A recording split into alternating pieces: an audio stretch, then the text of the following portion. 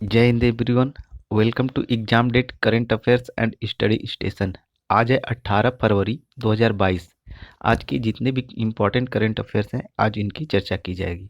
Current affair की PDF description में दिए गए लिंक से प्राप्त कर सकते हैं और प्रत्येक करेंट अफेयर के बारे में डिटेल से पढ़ने के लिए डिस्क्रिप्शन में दी गई करेंट अफेयर संबंधित लिंक को क्लिक करके पढ़ सकते हैं। चैनल पर पहली बार आते हैं तो चैनल को लाइक, सब्सक्राइब और शेयर जरूर करें।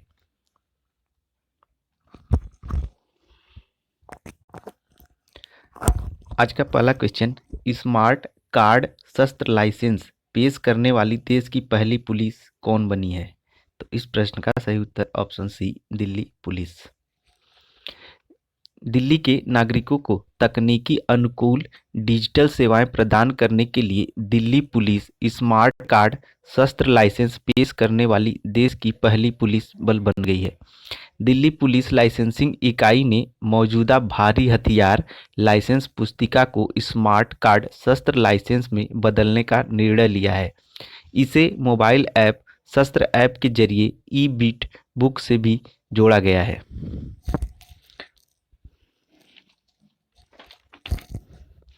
और हाल ही में दिल्ली पुलिस ने 16 फरवरी 2022 को अपनी स्थापना का 75वां दिवस मनाया है।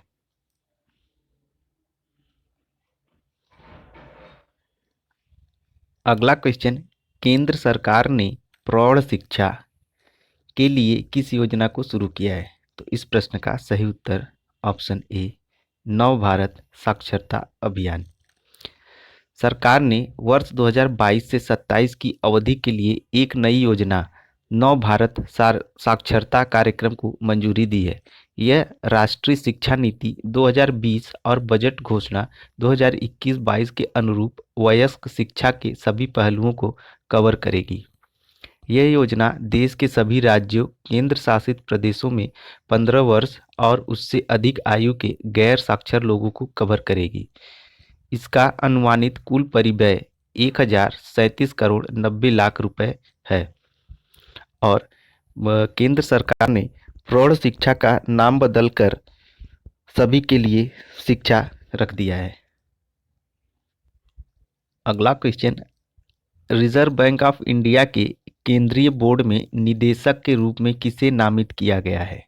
तो इस प्रश्न का सही उत्तर ऑप्शन बी, संजय मल्होत्रा। ये है संजय मल्होत्रा। ये रूरल इलेक्ट्रिफिकेशन कॉरपोरेशन के निदेशक हैं। केंद्र सरकार ने संजय मल्होत्रा को भारतीय रिजर्व बैंक के केंद्रीय बोर्ड में निदेशक के रूप में नामित किया है। वह वर्तमान में वित्तीय सेवा विभाग के सचिव के रूप में कार्यरत हैं। उनका नामांकन 16 फरवरी 2022 से प्रभावी है। राजस्थान कैडर के 1990 बैच के आईएएस अधिकारी मल्होत्रा आरईसी लिमिटेड के अध्यक्ष और प्रबंध निदेशक के रूप में भी कार्यरत थे।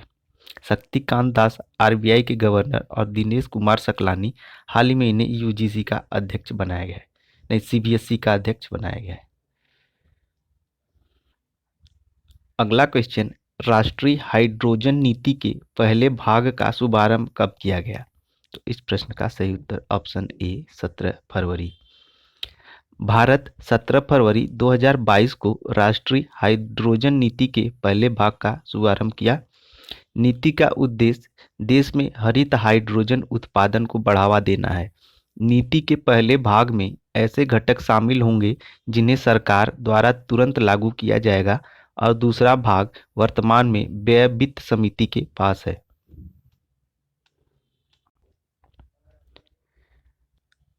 अगला क्वेश्चन, असम के सर्वोच्च नागरिक सम्मान असम वैभव से किसे सम्मानित किया गया? तो इस प्रश्न का सही उत्तर रतन टाटा, ऑप्शन सी। असम के मुख्यमंत्री हिमंत बिस्व शर्मा ने 16 फरवरी 2022 को मुंबई में टाटा ट्रस्ट के अध्यक्ष रतन टाटा को राज्य के सर्वोच्च नागरिक पुरस्कार असम वैभव से सम्मानित किया। उन्हें असम में कैंसर देखभाल को आगे बढ़ाने में उनके असाधारण योगदान के लिए सम्मानित किया गया है।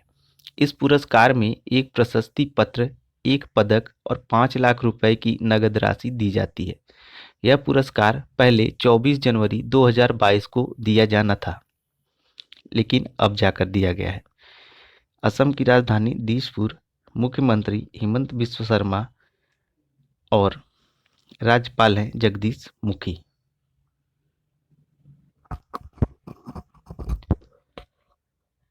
अगला क्वेश्चन, हाल ही में प्रसिद्ध राजनीतिक व्यंग्यकार और पत्रकार पी जे ओ रुर्के का निधन हो गया। वे कहाँ के रहने वाले थे? तो इस प्रश्न का सही उत्तर ऑप्शन सी, अमेरिका। अमेरिकी पत्रकार, राजनीतिक व्यंग्यकार और सबसे ज़्यादा बिकने वाली पुस्तकों के लेखक पी जे ओ रुर्के का फरवरी 2022 में निधन हो गया।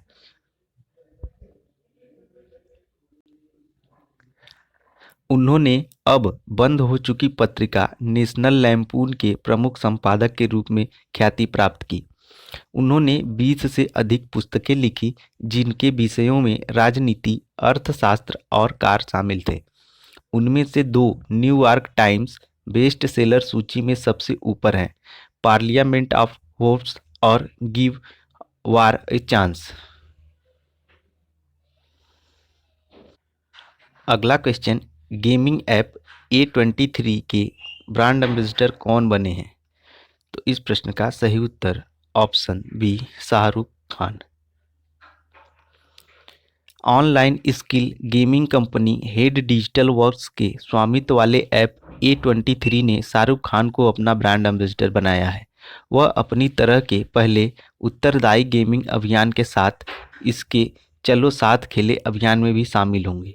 Federation of Indian chambers of commerce and industry की गेमिंग कमेटी के मुताबिक भारत दुनिया का सबसे बड़ा फैंटेसी स्पोर्ट्स मार्केट बनकर उभरा है।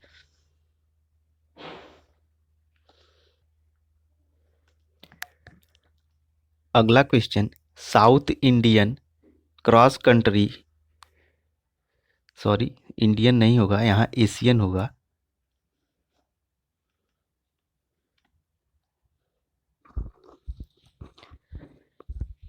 South Asian cross country championship का आयोजन कहाँ किया जाएगा? तो इस प्रश्न का सही उत्तर ऑप्शन ए, नागालैंड।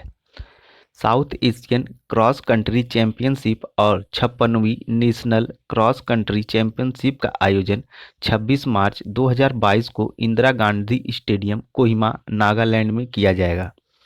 चैंपियनशिप पहले 15 जनवरी 2022 को होने वाली थी, लेकिन इसको टाल दिया गया था। यह टूर्नामेंट नागालैंड राज्य में पहला अंतर्राष्ट्रीय एथलेटिक्स आयोजन होगा। नागालैंड की राजधानी कोहिमा, राज्यपाल जगदीश मुखी, मुख्यमंत्री नेफ्यू रियो।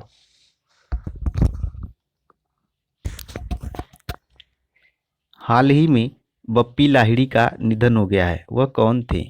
तो इस प्रश्न का सही उत्तर गायक और संगीतकार, उपरोक्त दोनों होगा, ऑप्शन सी सही होगा। गायक व संगीत निर्देशक बप्पी लाहिड़ी का 15 फरवरी 2022 को मुंबई में निधन हो गया। उनकी मृत्यु ऑब्स्ट्रक्टिव स्लीप एपनिया के कारण हुई थी। लाहिड़ी ने 1970 और 1980 के दशक में डिस्को डांसर, चलते चलते और शराबी जैसी फिल्मों के लिए कई लोकप्रिय गीतों की रचना की। उन्हें बॉलीवुड में डिस्को संगीत को लोकप्रिय बनाने का श्रेय जाता है। अगला क्वेश्चन, सीड योजना किस मंत्रालय द्वारा शुरू की गई है? तो इस प्रश्न का सही उत्तर ऑप्शन ए, सामाजिक न्याय एवं अधिकारिता मंत्रालय। केंद्रीय सामाजिक न्याय और अधिकारिता मंत्री डॉक्टर वीरेंद्र कुमार ने 16 फरवरी 2022 को डॉक्टर अंबेडकर इंटरनेशनल सेंटर, नई दिल्ली में विमुक्त घुमंतू और अर्ध घुमंतू समुदायों के कल्याण के लिए DNT के आर्थिक सशक्तिकरण के लिए योजना सीड का शुभारंभ किया। DNT, जिसका पूरा नाम है डी नोटिफाइड, विमुक्त घुमंतू और अर्ध घुमंतू जनजातियां सबसे अधिक उपेक्षित, हाशिए पर और आर्थिक तथा सामाजिक रूप से वंचित समुदाय हैं। इनमें से अधिकांश पीढ़ियों से निराश्रित जीवन जी रहे हैं और अभी भी अनिश्चित और अंधकारमय भविष्य के साथ ऐसा ही कर रहे हैं। विमुक्त घुमंतू और अर्ध घुमंतू जनजातियां किसी तरह हमारे विकासात्मक ढांचे के ध्यान से बच गई हैं, जिस कारण ये जनजातियां अनुसूचित जाति और अनुसूचित जनजातियों की तरह सहायता प्राप्त करने से वंचित रह गई हैं। ऐतिहासिक रूप से इन समुदायों की निजी भूमि या घर के स्वामित्व तक पहुंच नहीं रही है। ये जनजातियां अपनी आजीविका और आवासीय उपयोग के लिए जंगलों और चराई की भूमियों का ही उपयोग कर रही हैं और इनके इन स्थानों से मजबूत पारिस्थितिक संबंध रहे हैं। इनमें से अधिकांश विभिन्न प्रकार के प्राकृतिक संसाधनों पर निर्भर हैं और ये अपने अस्तित्व के लिए जटिल पारिस्थितिक स्थलों का उपयोग करते हैं। ये योजना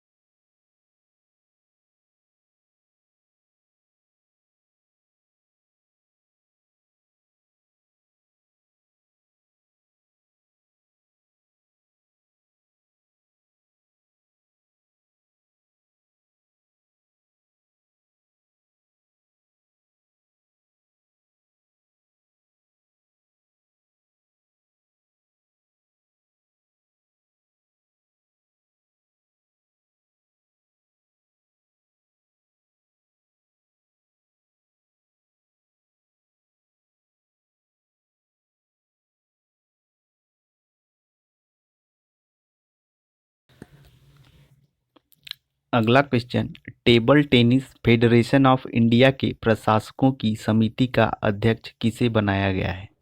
तो इस प्रश्न का सही उत्तर ऑप्शन सी, गीता मित्तल। दिल्ली उच्च न्यायालय ने गीता मित्तल को table tennis federation of India के कार्यों का निर्वहन करने के लिए प्रशासकों की समिति के अध्यक्ष के रूप में नियुक्त किया। वह जम्मू कश्मीर उच्च न्यायालय की पूर्व मुख्य न्यायाधीश हैं। वरिष्ठ अधिवक्ता चेतन मित्तल व प्रसिद्ध एथलीट एस.डी. मुदगिल को समिति का अध्यक्ष बनाया गया है, सदस्य बनाया गया है। ये हैं गीता मित्तल, इन्हीं को अध्यक्ष बनाया गया है। अगला क्वेश्चन, हाल ही में संध्या मुखर्जी का निधन हो गया, वह कौन थी? तो इस प्रश्न का सही उत्तर ऑप्शन ए, बंगाली गायिका। प्रसिद्ध बंगाली शास्त्रीय गायिका संध्या मुखर्जी का फरवरी 2022 में निधन हो गया। उन्होंने एस.डी. बर्मन और नौशाद और सलील चौधरी जैसे प्रमुख संगीत निर्देशकों के साथ काम किया था। वह बंगा विभूषण और सर्वश्रेष्ठ महिला पार्श्व गायिका के लिए राष्ट्रीय फिल्म पुरस्कार की प्राप्तकर्ता भी हैं। उन्हें पद्मश्री पुरस्कार 2022 के लिए नामित किया गया था, लेकिन उन्होंने यह पुरस्कार लेने से अस्वीकार कर दिया था। अगला क्वेश्चन, भारत ने नवीकरणीय ऊर्जा प्रौद्योगिकी में सहयोग के लिए किस देश के साथ सहयोग के आशय पत्र LOI लेटर ऑफ इंटेंट पर हस्ताक्षर किया है? तो इस प्रश्न का सही उत्तर ऑप्शन ए, ऑस्ट्रेलिया। भारत और ऑस्ट्रेलिया ने बेहद किफ़ायती दर वाले सौर उपकरणों और सौर हाइड्रोजन के निर्माण और उपयोग को बढ़ावा देने के उद्देश्य से नवीन एवं नवीकरणीय ऊर्जा प्रौद्योगिकी में सहयोग के आशय पत्र लेटर ऑफ इंटेंट पर हस्ताक्षर किए हैं। 15 फरवरी 2022 को आयोजित चौथे भारत ऑस्ट्रेलिया ऊर्जा संवाद के दौरान लेटर ऑफ इंटेंट LOI पर हस्ताक्षर किए गए। LOI नवीन एवं नवीकरणीय ऊर्जा प्रौद्योगिकियों की लागत को कम करने की दिशा में काम करने का मार्ग प्रशस्त करेगा। अगला क्वेश्चन, गुरु रविदास जयंती कब मनाई गई? इस प्रश्न का सही उत्तर होगा ऑप्शन ए, 16 फरवरी। वर्ष 2022 में गुरु रविदास की 645वीं जयंती मनाई गई है और यह जयंती 16 फरवरी को मनाई गई है। वह 15-16वीं शताब्दी के भारतीय रहस्यवादी कवि, समाज सुधारक और गुरु थे, जिन्होंने भक्ति आंदोलन के दौरान भक्ति गीतों, छंदों, आध्यात्मिक शिक्षाओं के रूप में उल्लेखनीय योगदान दिया। उन्होंने आदि ग्रंथ, जो सिख धर्म का पवित्र ग्रंथ है, में 40 कविताएं भी लिखी। वह मीराबाई के आध्यात्मिक मार्गदर्शक भी थे। अगला क्वेश्चन, भारत की सबसे बड़ी कुश्ती अकादमी किस मंत्रालय द्वारा स्थापित की जाएगी? तो इस प्रश्न का सही उत्तर ऑप्शन सी, रेल मंत्रालय। रेल मंत्रालय विश्व स्तरीय कुश्ती अकादमी की स्थापना करेगा। 30 करोड़ 76 लाख रुपए की अनुमानित लागत से दिल्ली के किशनगंज में इसे स्थापित करने के लिए कार्य स्वीकृत किया गया है। यह उन्नत प्रशिक्षण सुविधाओं से लैस भारत में सबसे बड़ी अकादमी होगी। यह नवोदित पहलवानों को चैंपियन बनने का अवसर प्रदान करेगी। केंद्रीय रेल मंत्री अश्विनी वैष्णव ने इसकी घोषणा की। अगला क्वेश्चन, केवी राजेंद्र नाथ रेड्डी किस राज्य के पुलिस महानिदेशक बने हैं? तो इस प्रश्न का सही उत्तर होगा ऑप्शन ए, आंध्र प्रदेश। आंध्र प्रदेश सरकार ने आईपीएस केवी राजेंद्र नाथ रेड्डी को नए पुलिस महानिदेशक के रूप में नियुक्त करने की घोषणा की है। वह पद ग्रहण करने के लिए डी गौतम स्वांग की जगह लेंगे। वह वर्तमान में खुफिया विभाग के प्रमुख है। वह 1992 बैच के आईपीएस अधिकारी हैं, जिन्होंने विशाखापत्तनम और विजयवाड़ा के पुलिस आयुक्त के रूप में भी कार्य किया है। उन्हें ड्रग कंट्रोलर ऑफिसर के रूप में भी काम किया है। ये हैं केवी राजेंद्र नाथ रेड्डी। अगला क्वेश्चन, न्यू फ्रंटियर्स कार्यक्रम किस मंत्रालय द्वारा आयोजित किया जा रहा है? तो इस प्रश्न का सही उत्तर ऑप्शन बी, नवीन और नवीकरणीय ऊर्जा मंत्रालय। नवीन और नवीकरणीय ऊर्जा मंत्रालय आज़ादी का अमृत महोत्सव के हिस्से के रूप में अक्षय ऊर्जा पर न्यू फ्रंटियर्स नामक एक कार्यक्रम आयोजित कर रहा है। कार्यक्रम 16 से 18 फरवरी 2020 के बीच आयोजित किया गया। 16 फरवरी को दिल्ली में India's leadership in energy transition विषय पर एक भौतिक कार्यक्रम आयोजित किया जाएगा। 18 फरवरी को 2070 तक शून्य कार्बन उत्सर्जन प्राप्त करने का रोड मैप पर एक बैठक आयोजित की गई। अगला क्वेश्चन, हाल ही में कहां पर 50 वर्षों में पहली बार आपातकाल लागू किया गया? तो इस प्रश्न का सही उत्तर ऑप्शन ए, कनाडा। कनाडा के प्रधानमंत्री जस्टिन ट्रूडो ने 14 फरवरी 2022 को 50 वर्षों में पहली बार आपातकालीन अधिनियम लागू किया। वह संघीय सरकार को चल रही ट्रक ड्राइवरों की नाकाबंदी और कोविड-19 महामारी जनादेश के खिलाफ विरोध को संभालने के लिए अतिरिक्त अधिकार देने के लिए किया गया था। यह अधिनियम जन कल्याण, प्राकृतिक आपदा, रोग प्रकोप, सार्वजनिक व्यवस्था आदि को प्रभावित करने वाली आपात स्थितियों से निपटने के लिए विशेष अधिकार देता है। यह है जस्टिन ट्रूडो।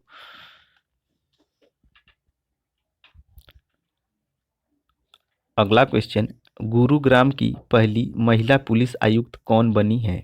तो इस प्रश्न का सही उत्तर ऑप्शन ए, कला रामचंद्रन। हरियाणा कैडर की आईपीएस अधिकारी कला रामचंद्रन को 15 फरवरी 2022 को गुरुग्राम की पहली महिला पुलिस आयुक्त के रूप में तैनात किया गया। 1994 बैच की आईपीएस अधिकारी ने के राव का स्थान लिया और जिन्हें गुरुग्राम के पास पुलिस प्रशिक्षण और अनुसंधान केंद्र में स्थानांतरित कर दिया। उन्होंने इससे पहले 2017 से 2020 तक मेघालय में उत्तर पूर्वी पुलिस अकादमी का नेतृत्व भी किया था। ये है कला रामचंद्रन।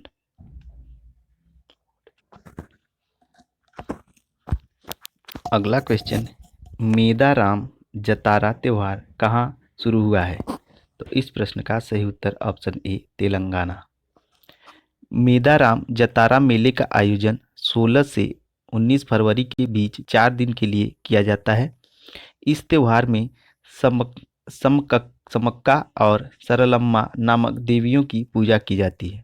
यह हर 2 वर्ष पर फरवरी महीने में आयोजित किया जाता है। कुंभ मेले के बाद यह भारत का दूसरा सबसे बड़ा मेला है, जो तेलंगाना के दूसरे सबसे बड़े जनजातीय समुदाय कोया जनजाति द्वारा 4 दिनों तक मनाया जाता है। केंद्रीय जनजातीय मामलों के मंत्रालय ने मेदाराम जतारा 2022 के त्यौहार के लिए 2 करोड़ 26 लाख रुपए मंजूर किए। तेलंगाना की राजधानी हैदराबाद, मुख्यमंत्री के चंद्रशेखर राव, राज्यपाल तमिलसाई सुंदरराजन।